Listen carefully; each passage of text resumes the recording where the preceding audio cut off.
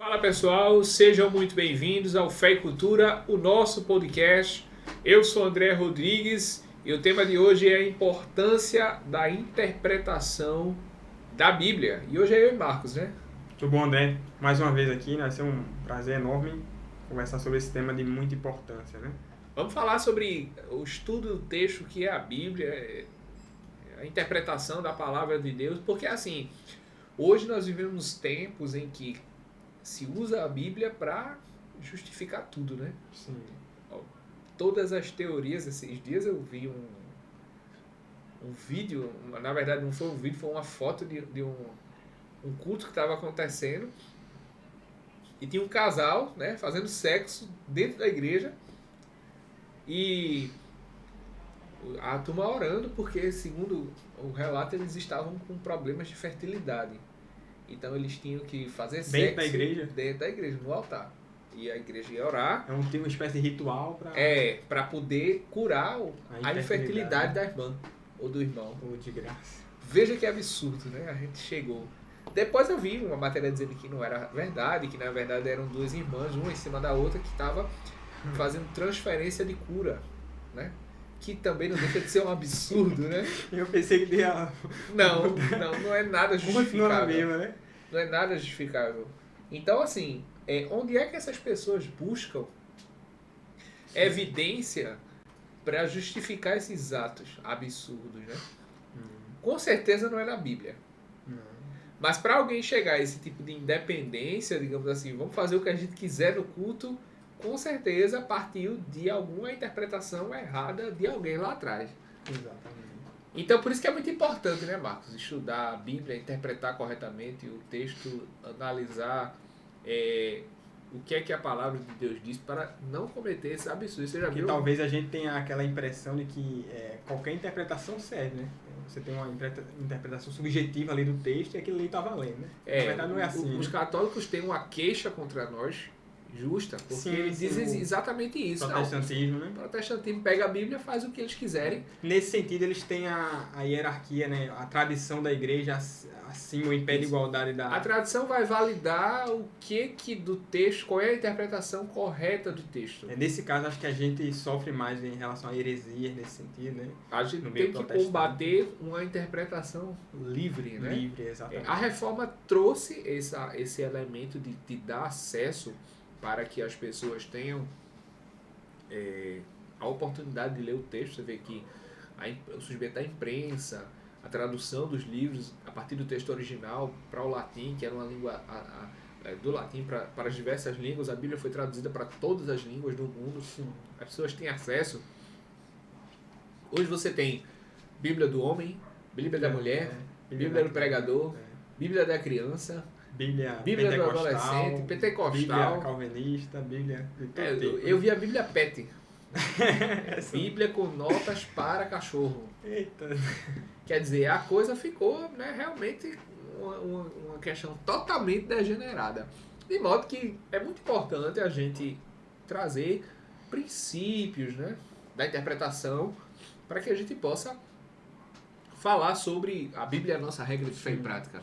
O que nós cremos, no que nós cremos. Tudo que se fala em nome da Bíblia é correto, né? A gente deve se pensar nisso. Né? Hoje, qualquer coisa que se fala em nome de Deus, as pessoas já aceitam como verdade. Tem um vídeo antigo na internet que um pastor, se não me engano, na Bahia, estava pregando para a igreja já tinha aceitado que ele viria ter 2 esposas. Né? E aí pegou um texto da Bíblia que dizia, vai e adultera. Né? Eu acho que foi um erro de vírgula, né? Ele passou a vírgula, o pastor queria, né, passar também o rodo nas irmãs, usando a Bíblia para se justificar. Então, assim, primeiramente a gente precisa entender a natureza do livro. Né? O que é esse livro? Como ele é composto, do que é formado? O que é a Bíblia Sagrada? Não é isso, Marcos? Então, eu acho primeiramente interessante a gente conversar sobre isso. Quando você olha para a Bíblia, abre aquele texto, lê aquele texto, o que acontece, né? Primeiro que a gente tem que entender que não é apenas um livro, né? Não é um livro só que chegou até nós, né? Caiu do céu assim. É uma coleção, né, de vários livros. O nome Bíblia vem de biblioteca. E é uma coleção de vários livros aí, né, que foram escritos num período, né, tem um hiato de tempo Intervalo. entre um intervalo, né, de tempo entre a escrita de um autor para outro, né, do Antigo, do Novo Testamento. E isso tudo passa por culturas diferentes, por línguas diferentes, né? Então, existem textos diferentes ali, livros diferentes, e cada um com um propósito, cada um com um tipo de escrita diferente, com uma linguagem diferente. Então, tem textos que vão ser realmente, por exemplo, Paulo escreve cartas no Novo Testamento que são cartas circunstanciais, ou seja, tem uma circunstância ocorrendo ali na igreja em Corinto, que não é a mesma da igreja de Éfeso. Que não é a mesma da igreja de Éfeso, e ele escreve ali dentro daquele contexto para aquela igreja, né? E aquilo ali tem um sentido, tem exortações doutrinárias e tudo, e a gente deve interpretar dentro desse contexto. Assim como, por exemplo, nos Salmos, você não vai ter uma coisa desse tipo, né? Coisas doutrinárias e tudo, mas vai ter aquela expressão poética, aquela coisa do paralelismo. A gente deve levar em consideração essas diferenças, né, André? Tem um autor do livro A Espiral Hermenêutica, é um livro de estudos na interpretação da Bíblia, que ele costuma fazer uma diferença entre a natureza humana e divina do texto, né? Que é uma coisa que o teólogo brasileiro Augusto Nicodemos também fala em um de seus livros, A Bíblia e os seus intérpretes. A Bíblia tem uma dupla natureza, ela tem uma natureza humana e ela tem uma natureza divina. Como natureza divina, ela possui o elemento divino, ela é a palavra inspirada, de Deus, né? Ela é o texto inspirado, Deus revelou a sua palavra aos homens. Agora, como que acontece, né, essa inspiração? Ela também é um livro humano, no sentido de que autores humanos escreveram com a sua linguagem, de acordo com o seu contexto, de acordo com a sua história. Então, a Bíblia, ela possui essa natureza dupla e por isso ela precisa ser estudada, né? Então, ela é a palavra de Deus, porque o texto é inspirado. Os homens foram movidos por Deus para que tivessem acesso à escrita e então transmitir essa palavra para nós. E essa inspiração, ela não é, como você disse, ela não é uma inspiração divina e Deus falando palavra por palavra ao autor do como texto. Um ditado verbal. Como um ditado verbal, né? É uma inspiração que Deus usa o escritor ali, né? Dentro das suas potencialidades, da sua capacidade. A gente vai ver até diferenças entre o tipo de escrita de Pedro e de Paulo, de Moisés, né? Alguns, nos próprios evangelhos, a gente vai comparar os textos, a escrita é realmente diferente, né? O público ao que foi destinado é diferente. Por exemplo, a gente vai ver no Evangelho de João, que João escreve ali tentando revelar alguma coisa, né, sobre a natureza de Jesus Cristo, né? E tem essas diferenças, né? A gente deve levar em consideração isso. Você tem, por exemplo, o Evangelho de Lucas, você tem, escrevi este livro, ó Teófilo. Sim, é como se fosse um documento que ele está escrevendo para contar a história a alguém. Né? É nesse sentido que nós dizemos que a inspiração do texto não é o ditado verbal. Por quê? Porque Deus não chamou os escritores e disse, olha, escrevam aí, né? No princípio era o verbo. Pegou na mão, né? Vírgula. E o verbo Deus não ditou, mas Deus inspirou aqueles homens de forma interior para que cada um fosse movido a escrever o texto para alguém, ou para um grupo de pessoas, e de modo que essa escrita ela é revestida de autoridade, né? E acredita-se que nem os próprios autores em todas as vezes podiam ter a clareza dessa inspiração, mas eles sabiam que estavam sendo movidos por Deus. O apóstolo Paulo, por exemplo, quando ele escreve, ele diz, olha, falo, né, e não eu, em nome do Senhor, né? Ele escreve com esse ar de autoridade. Sim. Então, é isso que nós podemos dizer. A Bíblia, né, como o que é a Bíblia, como palavra de Deus. Então, você tem mais de 40 autores ao longo de mais de 2000 anos, escreveram em épocas diferentes, lugares diferentes. No Antigo Testamento, a autoridade dessa escrita estava no próprio fato de que Deus levantava, por exemplo, os profetas, então a autoridade do Pentateuco. Por que os judeus tinham tanta crença no Pentateuco? Porque foi escrito por Moisés, que foi o homem levantado por Deus para guiar o povo, então tinha uma autoridade, né? Ele já era conhecido por ter essa autoridade, tinha essa característica da inspiração divina aí, pela boca do profeta, né? Apesar de Moisés não ser profeta de ofício mesmo, mas ele é considerado profeta, né? Então no Antigo Testamento tinha autoridade de quem Deus usava, né? Então, os profetas, né? O salmista Davi, o próprio Davi, apesar de não ser considerado profeta, mas ele também é mencionado como profeta nas Escrituras. A questão do Pentateuco é interessante que você tem ali 3 gêneros, né? Nos 5 livros. Você tem a lei ditada, e aí talvez a lei a gente possa ver uma questão do ditado, né? Eu sou o Senhor teu Deus, e te tirei da terra do Egito, portanto não terás outros deuses diante de mim. Então assim, você vê de certa forma uma questão do ditado. Mas não tem só a lei, tem a história do povo, né? Gênesis conta desde a criação do mundo até o período dos patriarcas.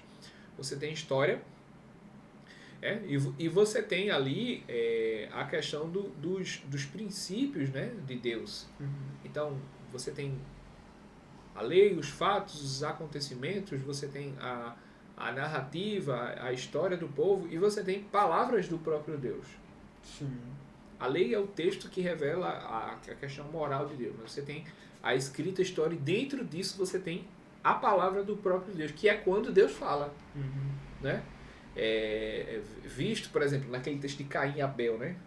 Sim. Caim está lá pronto para matar Abel, Deus fala com Caim. Pecado, né? Jaz a tua porta, cabe a ti dominá-lo. Ou seja, isso é a palavra de Deus de forma direta. Sim. Mas o texto termina sendo revestido de autoridade nas 3 formas. Tanto no registro histórico, quanto na execução da lei, quanto nas próprias expressões da palavra de Deus. Então é muito interessante a gente entender isso, porque cada elemento desse é parte de um conjunto de textos que depois é preservado ao longo da história e serve para nós. Então isso é a Bíblia, né? É a Bíblia. A questão é por que nós precisamos interpretar esse texto. A gente sabe que na mitologia grega os deuses tinham intérpretes, né? É daí que vem o deus Hermes, que era o mensageiro dos deuses. Ele interpretava a mensagem do oráculo e transmitia para o povo. Por que a palavra de Deus teria que ser interpretada? Por que Deus não deu um livro que a gente pode só ler e entender o que está lá, né, de forma discreta? Por que existe esse abismo, né, entre a palavra de Deus, a revelação de Deus e o nosso contexto, a nossa realidade? Isso daí, André, você pode pensar... A Bíblia não é um livro comum, de maneira alguma. Mas ela tem característica, como você disse, né? Tem uma natureza divina e a natureza humana. Por ter essa natureza humana, existem elementos que vão ser humanos, da linguagem e tudo. Então, por exemplo, a gente pega um texto de Machado de Assis. Sim. Tempão, né? Hoje em dia ninguém lê, né? Mas Machado de Assis, né? Lamentavelmente, né?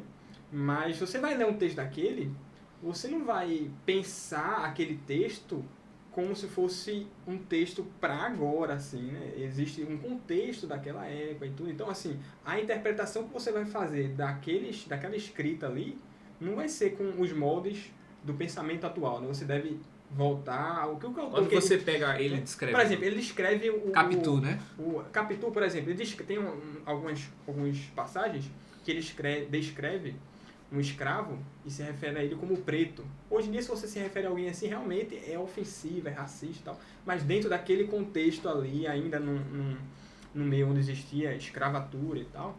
Então você entende que ali tem um contexto, você entende aquele... Não significa necessariamente que ele era defensor dos escravos, inclusive Machado de Assis foi um grande ícone contra a escravidão. Ele era a favor do império que defendia a abolição dos escravos. Mas aquela era a linguagem da época. Você poderia se referir a alguém, o preto, né? Inclusive, talvez a live até, né, ganhe censura, porque a gente está falando de preto. Mas, enfim, o fato é que quando você pega aquele texto, você tem um texto escrito em uma época diferente, para um povo diferente, com um contexto diferente. E por que com a Bíblia seria algo que você pudesse interpretar de maneira absurda, tirando as coisas do seu contexto e levando para um contexto que não tem absolutamente nada a ver, né? Tem um trecho de 1 Timóteo em que Paulo proíbe as mulheres de falarem, né, e ensinarem nas igrejas. Por quê, né? Por quê? Por que faria isso, né? Então, por isso que a Bíblia precisa de que haja uma capacitação para entender o que está escrito nela e ensinar aquilo que Deus quis ensinar de uma forma geral, podemos dizer assim. Os profetas, eles têm muito de eu sou o Senhor, né? Tem um trecho de um dos profetas menores que ele diz sentença de Deus a Judá, ou sentença de Deus a Israel. Ou seja, o próprio livro era um castigo ou uma sentença, um julgamento da parte do próprio Deus para o povo. Quando a gente lê aquilo, eu posso simplesmente pegar aquela sentença e aplicar para nós como se Deus fosse, de certa forma, castigado diretamente, né? Joel diz, derramarei fogo do céu, né, para consumir. Será que Deus vai derramar fogo mesmo? Então, assim, existe esse abismo, né? O abismo que nós chamamos de temporal, como você falou. Tem um abismo linguístico. A Bíblia foi escrita em outro idioma, né? Por isso que a gente tem uma grande dificuldade, por exemplo, até na coisa mais próxima aqui, né? O inglês e o português. Existem palavras no inglês que não são traduzíveis. Que não são bem traduzíveis, né? Você precisa de um jogo ali de palavras para conseguir expressar aquilo ali, mas com uma palavra só não dá, né? E é daí que surge muitas vezes a heresia, né? É verdade. Tem uma discussão sobre os testemunhos de Jeová a respeito de João 1, o texto de João 1. Sim. No princípio era o verbo, e o verbo era Deus, e o verbo estava com Deus. O testemunho de Jeová vai pegar aquele texto e vai dizer, olha, ali não era o verbo, era Deus. E ali o verbo era um Deus. Ou seja, então ele vai dizer que Cristo era um Deus menor, né? Quase como o demiurgo, né? Dos gnósticos.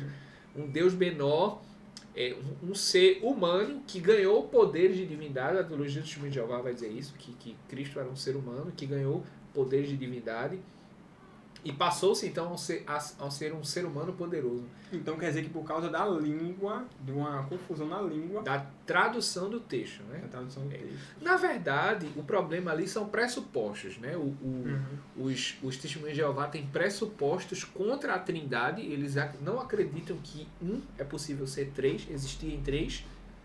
E eles vão até a Bíblia com esses pressupostos, que é uma coisa que a gente vai falar daqui a pouco. Impõe ao texto, né? Impõe ao texto, então ele pega a tradução e diz, ó, não pode ser o verbo era Deus, porque Deus não pode ser dois, né? Ou três. Então só pode ser um Deus menor. Mas aí, veja, o problema vem de uma questão puramente linguística. Por que se fala tanto contra pena de morte? Porque se diz que não se pode matar, ó. O quarto mandamento diz que não matarás. Quando você pega aquela palavra no hebraico, né, você vê que ali a tradução ideal é não assassinarás. Assassinato. Né? É assassinato, morte por ódio, morte a sangue frio, de modo que os outros tipos de morte, como legítima defesa, como morte numa guerra, né, como suicídio. A própria lei, né, fala, né, de legítima defesa. Se alguém chegar na tua casa, propriedade ali, e derramar o teu sangue, ou invadir, se você derramar o sangue dele, você não vai ser culpado. Né? Exatamente. Por quê? Porque não é simplesmente não matarás, é a morte por assassinato. Todas essas questões, Marcos, são abismos do texto. São questões linguísticas que precisam ser superadas. Quem vai superar isso? O intérprete. O intérprete é aquela pessoa que vai, o mestre que vai entender o que está acontecendo ali e vai ensinar, vai transmitir aquelas verdades. Então, assim, quando nós falamos da importância de se interpretar a Bíblia, é que nós estamos falando disso para evitar os erros. Os erros acontecem exatamente porque esses abismos não estão superados. A pessoa pega o texto e quer fazer aquilo que ela quer, né? Mas aí, veja, essa Bíblia, ela chegou até nós, né? Como ela chegou até nós? Tinha até um livro do Norman Geisler, teólogo, que ele diz como a Bíblia chegou até nós. Ele escreve, né? O texto foi preservado ao longo de muito tempo, pelos judeus, né? Depois pelos apóstolos, depois pela igreja. Será que nós temos esses textos originais até hoje? É confiável o texto da Bíblia? Como é que a gente fala, né, sobre essas questões? Veja, acho que nenhum texto original mesmo, do papiro, do papel lá, porque essa matéria ela se desintegra, se decompõe, né? O que se tem são cópias muito antigas dos textos originais. E nisso está a autoridade da Bíblia. Inclusive, a gente já comentou nisso num outro podcast, em relação a essa autoridade da Bíblia. Por que nós devemos confiar nas Escrituras? Um dos argumentos é de que, veja, os evangelhos, você vai pegar o Novo Testamento. Tem mais de 20 mil cópias, e mesmo assim o evangelho sofre ataques, né, dos liberais e tudo mais sobre a confiabilidade do texto, a autoridade do texto e tal. Ao passo que tem outros textos que não tem esse tanto de cópia, né? Então bem menos cópias. Tem textos de Aristóteles que tem menos de 10 cópias do texto original. E quem desconfia de Aristóteles? Né? Ninguém questiona Aristóteles. Então assim, a Bíblia tem autoridade porque o texto ele foi preservado. Então veja, existiram concílios para reconhecer que aqueles textos são realmente divinamente inspirados. Então a igreja reunida, eles reconheceram, esse texto aqui realmente faz parte da tradição da igreja, assim, né? Veja, não contradiz o que os profetas disseram, não contradiz o que a lei dizia, o que os salmos diziam. Então, assim, existiam cartas na época de Jesus, na época dos apóstolos, né? Depois que Cristo morre, que estavam circulando ali, né? Cartas. Mas qual dessas cartas era realmente divinamente inspirada? Então, tinha coisas que falavam sobre ressurreição, encarnação, reencarnação dos mortos. Então a igreja, observando essas coisas, via, né, autoridade ou não em determinado texto. Né? Então, isso foi sendo construído ao longo da história, de modo que a Bíblia ela tem essa autoridade devido a essas cópias, esse rigor científico de olhar a comparação dos textos. Né? Existem os escribas que faziam as cópias e era realmente a mão, então existiam várias cópias. Né? Então a Bíblia realmente tem autoridade. Então você não tem o texto, por exemplo, o texto original da carta de Paulo. O que você tem são cópias. Algumas estão preservadas em museus, outras estão no Vaticano, né? Em Roma, mas você tem cópias e essas cópias podem ser confiadas porque a ciência que trabalha isso é a crítica bíblica, né? Sim. E a crítica textual, quando ela bota essas cópias na mesa, as discrepâncias são extremamente, quase não existem. Sim. Então você pega, por exemplo, mais de 3.000 cópias de um texto, pega um texto de Qumran, pega um texto de Alexandria, pega várias cópias que circularam pelo o mundo antigo e compara, você vê que há realmente um compromisso para que aquela tradução seja fiel. E quanto mais cópias, mais evidências. Mais evidência. Porque imagine, vamos pegar um texto aí que tenha 2 cópias e você vai fazer a comparação se há contradição. É muito difícil você saber se aquilo realmente tem autoridade mesmo. Agora você pega um texto que tem 100 cópias. 100 cópias. E veja, é praticamente o mesmo texto. Se tiver 2 ali que mais ou menos fogem do que os outros estão dizendo, você já vai saber. E esses 2 aqui não tá muito dentro. Não. Então, assim, veja, tem uma autoridade maior. E essa questão da diferença é uma letra, né? Sim, exatamente. É uma letra ou às outra. vezes um errinho do próprio copista, né? Um errinho e tal. E que na comparação fica evidente que tem um errinho ali e tudo. E que é deixado de lado. Então, essas são evidências claras de que o texto é exatamente uma cópia daquilo que foi escrito original e por isso é confiável. Por isso é confiável. Os concílios definiram os critérios para a autoridade, inclusive existem divergências, né? Sim. O cano de Lutero, por exemplo, é o cano da Igreja Católica é outra, mas o fato é que existem critérios, as pessoas o texto tem que reivindicar essa autoridade, né, como palavra de Deus. Uhum. Os apóstolos tiveram que ser homens que andaram com Cristo, quando se refere ao cano do Novo Testamento. Então, assim, não é um livro qualquer, uhum. né? É um livro confiável, mas também ele não tem esse caráter anti-humano, né? É um livro que você pode ler como um livro humano. Uhum. E aí você tem a preservação desse texto, a transmissão dessas cópias. As traduções, né? Depois você tem as traduções. Inglês, tal. As primeiras traduções foram do hebraico para o grego, né? Você tem a Septuaginta, depois você tem a tradução para o latim, a Vulgata, a Latina, né? Que é uma versão usada até hoje pela Igreja Católica. Em seguida você tem as traduções para as línguas, né? Gentílicas, as línguas do latim voou para o mundo inteiro, né? O latim é pai de muitos idiomas. Até que o texto chegou até nós. Agora, nós temos várias traduções, né? Sim, verdade. Você tem a NVI, você tem a... Cada um com um tipo de característica diferente, né? Então tem as leituras as traduções mais dinâmicas. Você tem a Almeida atualizada, que diz: vós sois o sal da terra, né? Você tem a NTLH, que é a nova tradução na linguagem de hoje, que diz: vocês são o sal da terra, né? Então, por que existem essas traduções? Essas diferenças nas traduções? Porque o autor, o autor não, mas o tradutor, ele pega aquele texto original, né, as cópias, e traduz usando palavras diferentes, mas o sentido é o mesmo, né? É aquela coisa aquele sentido mais preservando o sentido mais literal do texto, então a tradução meio que palavra por palavra. Então por isso que às vezes aquela Almeida Corrigida Fiel, ela tem uma tradução bem assim, um pouco mais difícil de compreensão, rígida, né? Então vão ter palavras que não faz parte, né, do nosso contexto atual. Então isso dificulta um pouco mais a leitura, mas também é importante o texto, né? E assim também tem as traduções mais dinâmicas, né, que pegam ali o texto e pegam o sentido daquele texto e colocam em palavras um pouco diferentes, mas o sentido é preservado. Isso existe até na literatura comum, né? Por exemplo, quando você pega... Toda tradução tem... Dostoiévski, né? Russo, você traduzir alguma coisa do russo direto. Quem traduziu do russo? Inclusive, eu vi uma discussão recente sobre qual a melhor editora, né, que melhor traduz o texto. Então, mesmo assim, mesmo com todas essas questões, ainda assim o texto é muito bem preservado até hoje, né? Isso é uma evidência da autoridade. Qual é o texto que é tão bem...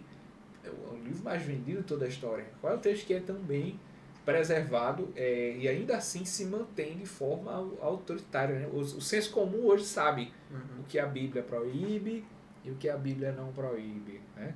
Agora, tem uma ciência da interpretação, né, Marcos? Sim, a hermenêutica, né? A hermenêutica. Hermenêutica vem de Hermes, o deus grego o mensageiro, né? Hermes é filho de Afrodite, é um deus alado. Ele tem asas e ele viaja, né, levando a mensagem aos deuses. É daí que vem a hermenêutica. A hermenêutica não é uma coisa somente da teologia. Uma ciência bem antiga, né, da Grécia. Você tem a hermenêutica jurídica, né? É a interpretação da lei. Então você pega o texto da lei, a letra da lei, né? Você tem essa ciência que é uma ferramenta de interpretação da lei. E você tem a hermenêutica bíblica. O que é a hermenêutica bíblica, né? O que é que ela faz com o texto? Aqueles métodos de interpretação do texto, e que isso aí vai evitar que as pessoas... Porque assim, a Bíblia, ela tem aquilo que se chama de... Né, a tradição da igreja entende isso, né? Existe aquela ideia correta, aquela ideia certa, que é chamada de ortodoxia, né? Então existe aquela ideia que é correta, aquela ideia que é certa, e para que a gente consiga realmente estudar e compreender o sentido real do que o texto quer dizer para a gente e poder aplicar esse texto, existe a hermenêutica, que são métodos de interpretação das escrituras, que sem isso ficaria uma coisa livre, qualquer um pode opinar sem critério nenhum, né? Isso aí daí que vem as heresias, né? Então você tem um método histórico gramatical, que é aquele método que leva em consideração a história por trás da construção do texto e, ao mesmo tempo, a gramática do texto, né? A estrutura, a semântica, a forma como as palavras se organizam. Você tem um método histórico crítico, que é um método que ele já coloca a Bíblia em questionamento. Isso vem mais lá pela Idade Moderna, né? Primeiro que a Idade Moderna já começa a questionar se é possível o texto ter um sentido. Você tem um horizonte de interpretação, né, Marcos? Que é aquela questão de que o texto é aquilo que o autor quis dizer, ou o texto é aquilo que eu entendo a partir do meu contexto, né, e da minha história. Ou seja, cria um choque aí, né? Então, como é que você vai ler um texto e o sentido do texto é dado não pelo autor, mas pelo leitor? Isso é muito perigoso, né? Não, além de relativizar, né, o sentido do que... Não, não relativiza, que não existe. Não existe, realmente. Não existe. Eles já destroem qualquer possibilidade de o autor ter razão. Por quê? O autor morreu. Né? Primeiro, se tem um autor chamado André Kosberg, ele escreveu um livro Há um Sentido nesse texto? Uma pergunta, né? E ele fala exatamente sobre isso. De que mudou-se o horizonte de interpretação. O texto da Bíblia não pode ter um sentido inicial.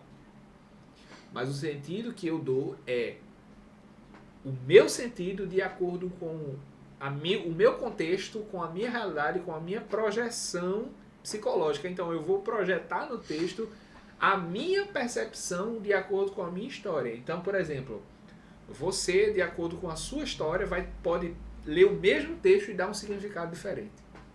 Será que isso é possível, Marcos, para a gente dentro da igreja? E nesse choque de interpretações, é possível dizer que um está certo e outro errado? De modo nenhum. Todos, segundo essa versão, todos estão corretos. Por quê? Porque o texto não é aquilo que o autor quis dizer como uma verdade absoluta. Depende do meu contexto, da minha realidade. Né? Exatamente. Isso é bem problemático. Daí surgem os intérpretes, né, dizendo que realmente, como a Bíblia é um livro muito antigo, a gente deve pegar e trazer para os nossos tempos e atualizar para... Exatamente. Aí vem o Ed Renekiewicz, para tentar trazer para a nossa realidade. Né? Então, não importa muito o que o autor quis dizer naquela época, então aquele contexto não importa muito. O que importa é trazer para a gente aqui e adaptar. Você tem que desmistificar, né? Que era como o pai do liberalismo falava, né? Você tem que desmistificar a casca de mitos que há ali no texto da Bíblia e tirar o sentido para mim. Então, é mais uma projeção do autor no texto do que a leitura própria do que o texto diz. Então, assim, você tem uma infinidade de interpretações.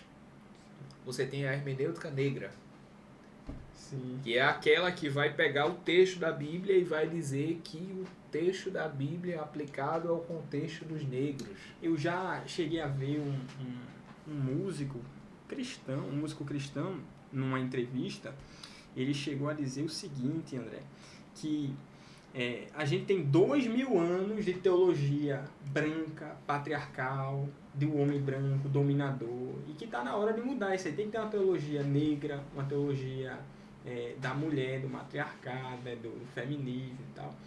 Então, veja, já é uma coisa assim, bem moderna, né, de ideologias, né, se enraizando, né, na interpretação bíblica e tudo. E isso é muito perigoso, né, porque o que Deus quis dizer no passado, Deus quis revelar no passado através dos seus escritores, dos homens usados por ele, vai se perdendo e sendo deixado de lado, né? Cada vez mais. Essa é a maior contribuição da hermenêutica na modernidade. Ela vai pegar o texto bíblico, vai colocar ele em questão, sem o pressuposto da autoridade, e a consequência que nós temos é a desmistificação do texto, do real sentido do autor. E se nós observarmos, isso é uma característica da própria idade moderna. Sim. Porque o homem no centro, a autoridade da razão, o homem acima de todos, o homem como o meio de todas as coisas, ela vai enxergar tudo, como nós já comentamos em outro podcast, do ponto de vista puramente humano. Então você tem... agora o que está mais em questão não é a autoridade do texto, mas é o homem. É a minha história me projetando sobre o texto. Então você vai pegar a libertação de Israel, fazer uma comparação histórica, se realmente aqueles relatos fazem sentido. Né? E vai dizer, ali não é que Deus está querendo libertar o povo da escravidão do pecado. Não é isso. Ali é que Deus está querendo, no nosso contexto, libertar os negros da opressão branca. Essa é a interpretação da hermenêutica negra. E aí você tem vários questionamentos sobre isso, né? Você vai pegar Isaías 61, né? A pregoar a todos os que choram, a proclamar o dia da vingança do nosso Senhor. Quer dizer, ali eles entendem claramente como uma luta de classe, onde o opressor vai ser destruído pelo oprimido. Essa é a hermenêutica da modernidade. Agora, isso é um problema, né? Com certeza. Isso é um problema. Por exemplo, a causa daqueles que são contra o casamento heterossexual, né, que a gente não vai falar para não dar processo, mas eles vão pegar o texto da Bíblia e vão usar a militância pela causa deles. Sim.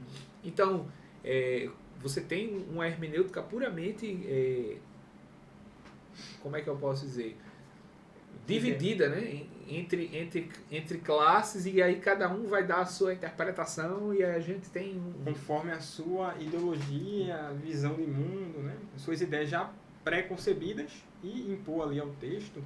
Você vê ali Jesus Cristo no Novo Testamento, nos Evangelhos, ele, né, para que Jesus veio, né?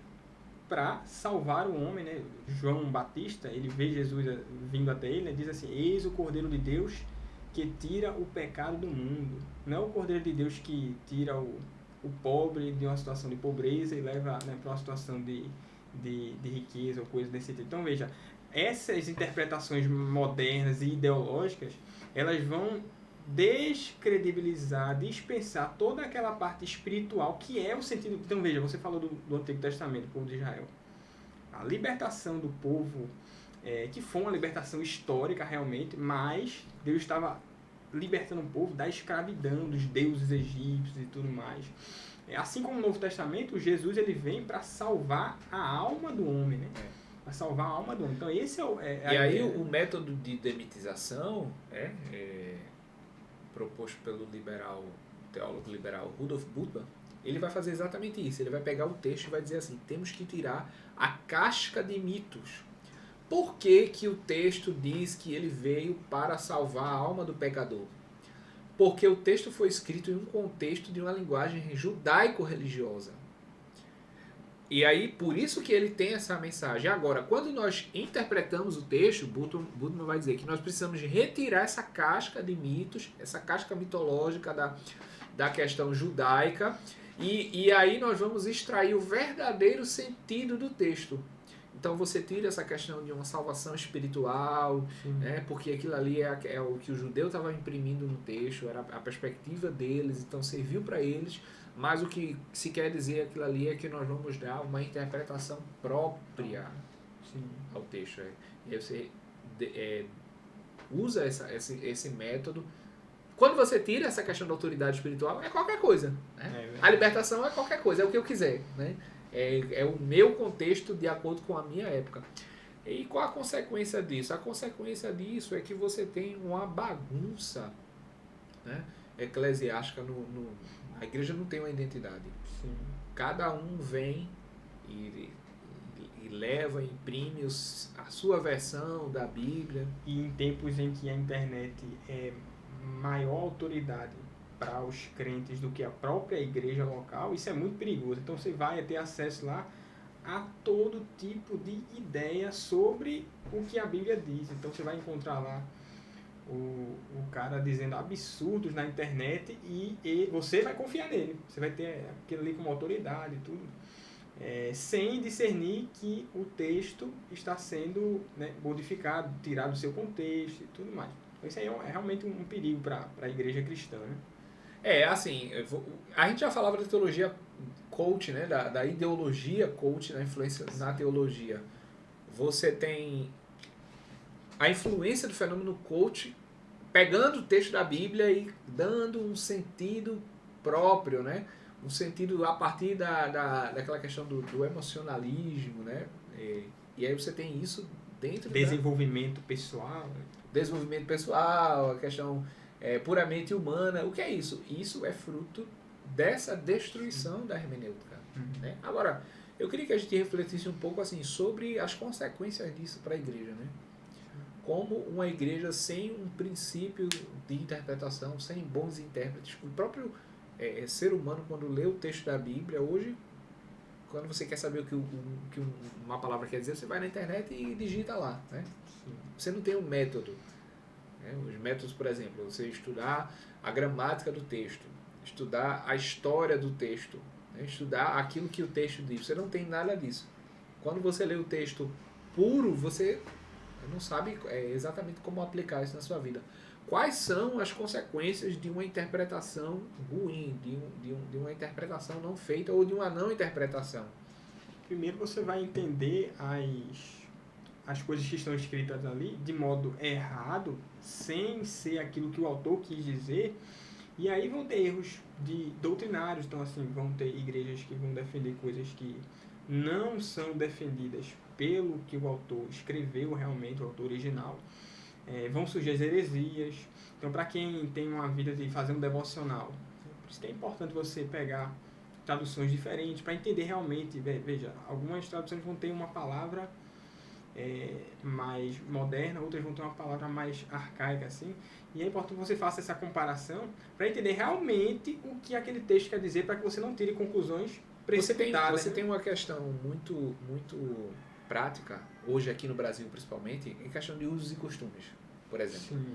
Você pega o texto da Bíblia que diz que as mulheres não deveriam usar joias, né?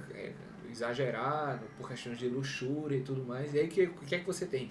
Você tem uma denominação, né, que controla o tipo de roupa que as pessoas vão usar. Né? É claro que um cristão de verdade sabe que ele não pode usar qualquer tipo de roupa, porque tem a preservação da imagem do corpo e tal. Mas aí quando você tem na doutrina um texto que diz o que os homens e as mulheres podem ou não usar, né? Nem uma vez que eu fui, que eu estava fazia parte de uma determinada igreja, aí eu estava de bermuda, e aí o irmão da igreja me encontrou e disse: mas jovem, cadê o resto da calça? Você tá de bermuda, inclusive hoje eu tô de calça. Você tá de bermuda, e se você encontrar uma pessoa para expulsar um demônio ali, como é que você vai expulsar o demônio de bermuda? Você, né? Não tem autoridade se tiver de Você bermuda. Não tem. Então veja um nível, né? A pessoa dizer que a autoridade de alguém como cristão é desfeita porque ele está de bermuda e não de calça, determina. Aí você vê o perigo de uma hermenêutica mal feita, né? Que é isso aí é um julgo imposto, né? Assim como os fariseus impunham o julgo sobre o povo no passado. Mas quem né? tem autoridade de Deus vai expulsar até pelado. Quanto verdade. mais de bermuda, não é isso que determina. Agora, claro que você deve cuidar das suas vestimentas, em público principalmente. Sim. Mas isso não tem nada a ver com a questão de você pegar isso e fazer disso uma doutrina. E aí tem uma série de infinidades, como ir para a igreja com um determinado tipo de roupa na Santa Ceia, né? Para aquele negócio padronizado. Tem até... a pessoa não pode se deitar com sua esposa se for o dia de Santa Ceia, né? Já ouvi isso aí. Ou você pode castigar as crianças. Você não pode castigar a criança na semana da Santa Ceia. Coisas que você atribui ao texto, sendo que o texto não diz isso, nada disso. A Bíblia não diz isso em lugar nenhum. E aí essas são ideias dos homens sendo impostas e isso aí é regra para as igrejas. Né?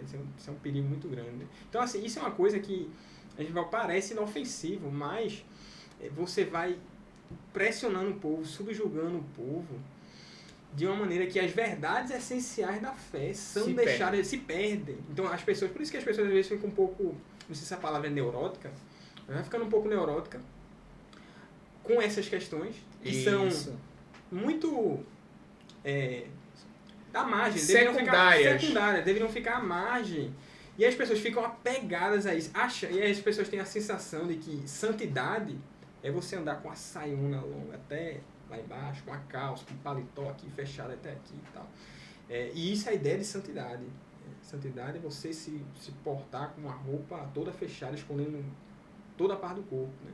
E o que é realmente santidade é deixar de lado as verdades essenciais do Evangelho, preocupação com a salvação da alma dos homens. Isso. É tudo deixar de lado, né? Por o próprio testemunho, o interior, né? Que é a sua relação com a sua consciência em relação às verdades da fé, que é deixado de lado em prol de um legalismo, né, barato. Hoje, a religião hoje é o conjunto do não podes.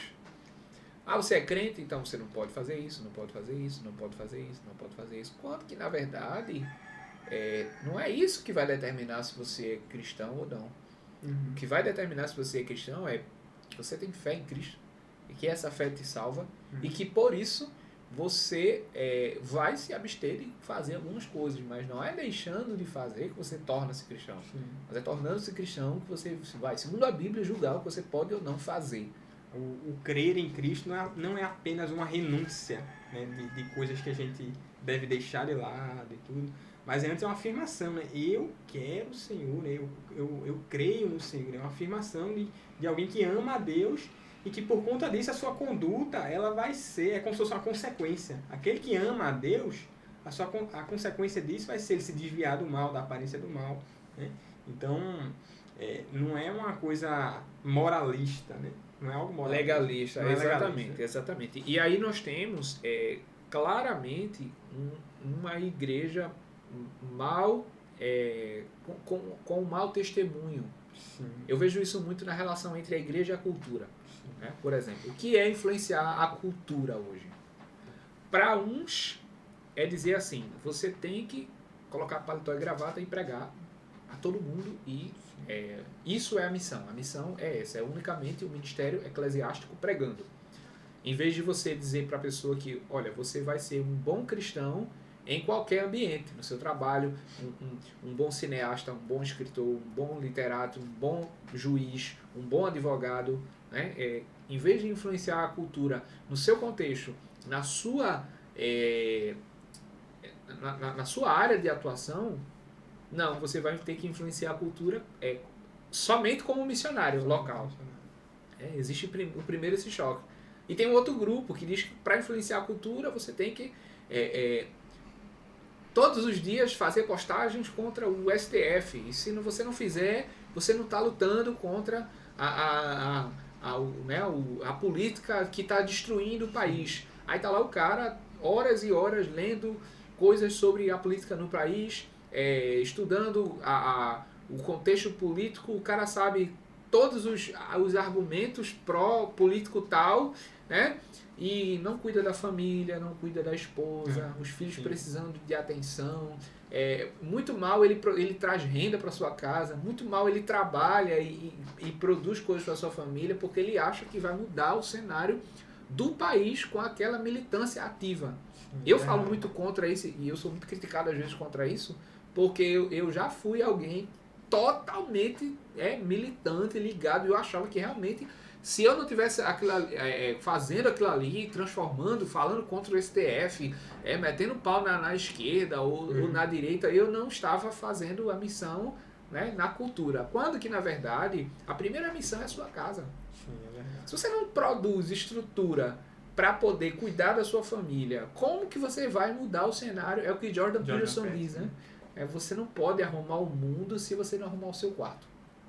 Agora, existem pessoas que têm vocação na área política, que têm vocação na área da oratória, que são pessoas capacitadas para falar, e ali é uma questão pessoal dela, mas nem todo mundo vai fazer isso. Muitas vezes, a minha influência cultural é construir uma família. E eu acho que esse tipo de influência cultural que você está falando é o que realmente vai fazer toda a diferença para a construção de um povo bem formado, bem nutrido. Então, por exemplo, a gente tem o quê? 505 anos da Reforma, 505 anos da Reforma. A gente sempre ouve, né, as pessoas falando, será que a gente precisa de uma nova reforma, tendo em vista essas presepadas que a gente vê no nosso meio devido às interpretações da Bíblia e erros doutrinários e heresias? Será que a gente precisa de uma nova reforma na igreja? E, na verdade, eu pessoalmente acredito que a reforma que a gente precisa na igreja é o povo, as igrejas voltarem-se para a Bíblia, porque na Bíblia, nas verdades essenciais do Evangelho, essa coisa de os líderes incentivarem, né, os seus liderados a estudar a Bíblia da maneira correta, esse incentivo, para que as pessoas realmente tenham conhecimento, já a verdade, ela liberta, né? Então, esse meio de formação pessoal da sua família, cuidado com os seus, que estão mais próximos ali e cada vez mais crescendo a sua comunidade, isso vai fazendo com que o povo vá crescendo e crescendo de maneira forte, né? Nos Estados Unidos você tem um movimento, um grande escritor, né, o Timothy Keller, ele tem um livro chamado A Igreja Centrada, né? Que é uma relação da igreja com a cultura, né? com a cidade. E ele fala exatamente isso. Ele diz que existe um fenômeno, o último fenômeno, né, nos Estados Unidos, que era um tipo de cristianismo que dizia assim, para você influenciar a cultura, você tinha que ir para a missão como ministro, como pregador, né? O que é que acontece? a linguagem do evangelho deixou-se de se comunicar com a cultura. Então você não tem pessoas sendo bons cineastas, bons escritores, bons produtores de filme, de modo que a sociedade mudou. O conceito que se tinha de Deus se perdeu ao longo da história e os cristãos não estavam engajados na cultura para influenciar ela com os conceitos cristãos. Sim. Quando isso acontece, não adianta você pregar a palavra de Deus. Porque as pessoas não vão entender a sua linguagem. O que está inculcando na mente das pessoas é aquilo que está no dia a dia delas. Né? Exatamente. A cultura tem muito esse poder de influência na vida O poder, o dever do cristão é pegar elementos da Bíblia e influenciar a sociedade para que ela não perca os conceitos principais do Evangelho, como Deus, fé, inferno, salvação, eternidade. Se a sociedade tem esse contexto, porque os cristãos vão estar engajados nela, nas suas áreas, cada um, quando o pregador, ministro, missionário pregar a palavra, as pessoas vão entender. Então, antes de você anunciar, arrependa-se, o ouvinte precisa entender o que é o conceito de arrependimento, céu e inferno. Então, é isso que está acontecendo no Brasil por causa de um erro hermenêutico, de um erro de interpretação da Bíblia. Né? A sociedade está perdendo os valores principais, a essência principal do que é o Evangelho, porque os cristãos não estão se engajando culturalmente. Né? E aí, veja, novamente, a gente volta à fala do início. Cada um pega a Bíblia, faz o que quer, e gera uma livre interpretação e uma interpretação num sentido burro, né, idiota, porque você não entende o que de fato está no texto, e aí a igreja perde relevância. É verdade. Eu não sei se ainda se faz isso, mas até no passado eu já ouvi pessoas que faziam, pegar a Bíblia, fechavam os olhos assim, abria, Deus vai falar comigo. Deus vai falar comigo. Aí se fosse um texto que não era muito, né? Fecha e não, acho que foi coisa da minha cabeça. Aí você abre de novo, aí quando o texto fala aquilo que você quer, você... Recebo, realmente, né? Tem uma história interessante que de uma pessoa que abriu e disse, não, Deus vai falar comigo. Abriu, quando ela botou o dedo que leu, Judas pegou a corda e enforcou-se. Né? Aí ela disse, não é Deus não, fechou. Aí quando abriu de novo, vai e faz o que tem de fazer depressa. Né? Então, a palavra está mandando, né? Ela se suicidar. Veja que absurdo, né? Que absurdo. Mas, veja, são problemas da interpretação. Então, é por isso que é muito importante a gente ter essa conversa, ter esse diálogo para dizer para as pessoas que elas tenham mais responsabilidade em interpretar a palavra de Deus. Por exemplo, é sempre bom que a pessoa leia os evangelhos. Né? O evangelho é aquilo que é essencial para todo cristão, mas é importante que a gente conheça a história do povo de Israel, conheça os profetas, o que se dizia, porque isso dá luz também ao evangelho. Você pega um cristão mediano hoje na igreja, né? Ele está lá pulando, né? Gritando, participando das programações. Aí você pergunta quem foi Débora, não sabe. Quem foi Abraão, ele não sabe. Perguntas básicas, elementos básicos da fé, da história. O que são os profetas menores, os profetas maiores, não sabem. É um analfabetismo bíblico terrível. Quem é Israel e quem é Judá, o que aconteceu, o que é a divisão do reino. Não sei. Agora pergunta como curar 10 passos para curar a ansiedade, se ele não sabe. Pergunta qual é uma palavra de fé para ele não chorar, né? Para você ver se ele não sabe. Pois é, então é isso, Marcos. Nós estamos aí, né? Uma palavra final para poder dizer às pessoas que elas tenham ânimo para cuidar, né, da sua vida devocional através da interpretação correta da Bíblia. Eu vou comentar a palavra para o público final, André, aquilo que eu tento aplicar na minha vida, pessoalmente. Veja, estudar a Bíblia é chato, assim, no sentido de é cansativo. Você estudar a Bíblia exige esforço. Né? Assim como eu sou professor de matemática, veja, você sentar uma horinha, né, botar a bunda na cadeira e sentar para estudar matemática é cansativo. Agora, o fruto disso vai ser muito bom. A gente ama aprender algo, né? O esforço do estudo é que realmente é difícil e tudo, mas vale muito a pena. Você pegar, eu estou fazendo uma experiência com minha namorada, a gente está lendo, né, os textos do Antigo Testamento ali. Olha aí. Porque é importante, veja, se interessa por conhecer, então pegue um comentário bíblico que vai ajudar, né? Existem comentários bíblicos que ajudam, né, na exegese do texto, nessa coisa da hermenêutica. Pegue os textos, pegue traduções mais como a NVI, né, compare mais de uma tradução do texto e vá lendo. Hoje você tem a tecnologia, né? A tecnologia, por exemplo, eu tenho aqui no celular um aplicativo que tem uma Bíblia com várias versões, com comentários bíblicos sobre o texto. Então tá aí o primeiro exercício de hermenêutica, né? Primeiro exercício de hermenêutica. Pegar várias traduções, né? E tirar o sentido do texto e você mesmo escrever ali. E vá para o texto da Bíblia, por exemplo, pega o Pentateuco e vá tentar entender a história, né? O que está sendo dito ali, o que está sendo narrado. Isso. Né, para que você compreenda primeiro aquilo, né? Você já tem 2 exercícios, né? Estudar a gramática do texto e comparar, depois estudar a história da redenção para interpretar o texto à luz dessa história. É verdade. Isso é hermenêutica. Isso é hermenêutica. Isso é a interpretação da Bíblia. O que mais? Então, e ore, né? Ore, peça a Deus que Deus ilumine a sua mente para a compreensão do texto. Porque isso aqui, a Bíblia, é a palavra de Deus inspirada, né? Ela tem poder, né?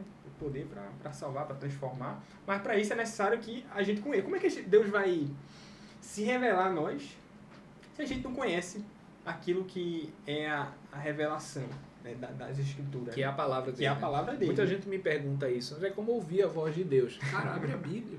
Vai procurar no oráculo lá do Pai Tião. Não, como é que eu sei que a vontade de Deus para a minha vida? Eu estava falando isso no Instagram. Você pega os princípios e, baseado nesses princípios, você toma a sua decisão livre. Deus te deu a liberdade para tomar decisões. Então você vai tomar decisões baseadas no princípio. Isso é ouvir a voz de Deus. Não precisa descer um profeta, embora eu creio nas profecias, eu creio na manifestação sobrenatural de Deus através dos profetas, mas não precisa descer um profeta do céu e dizer: vire à direita, aperte a mão de fulano, faça o negócio X. Não, você vai fazer um negócio com a sua vontade, de acordo com o seu critério, que Deus te deu uma razão, e você vai fazer isso através dos princípios da Bíblia. Perfeito, né? Perfeito.